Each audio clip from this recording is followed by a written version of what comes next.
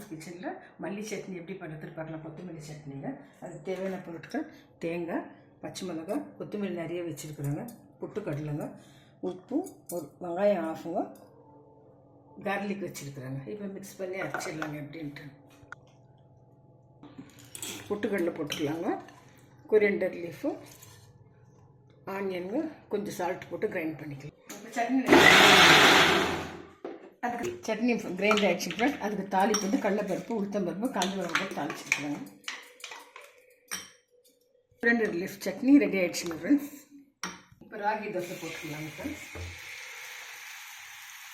ராகி தோசைக்கு கொஞ்சம் நெய் போட்டுக்கலாங்க. ராகி நெய் தோசை ரெடி ஆகிடுச்சுங்க ஃப்ரெண்ட்ஸ். ராகி நெய் தோசை ரெடி ஆகிடுச்சுங்க ஃப்ரெண்ட்ஸ். மல்லி சட்னி, கொத்தமல்லி சட்னி ரெடி ஆகிடுச்சுங்க. இது ரொம்ப ஆப்டாக இருக்குங்க ராகி தோசைக்கு. சாப்பிட்டதுக்கப்புறம் ஒரு ஃபில்டர் காஃபி வச்சுருக்குறாங்க. நீங்களும் சட்னி ட்ரை பண்ணுங்கள். ராகி தோசைக்கு, இட்லிக்கெல்லாம் ரொம்ப நல்லா இருக்குங்க. தேங்க்யூ ஃபார் வாட்சிங் ஃப்ரெண்ட்ஸ்.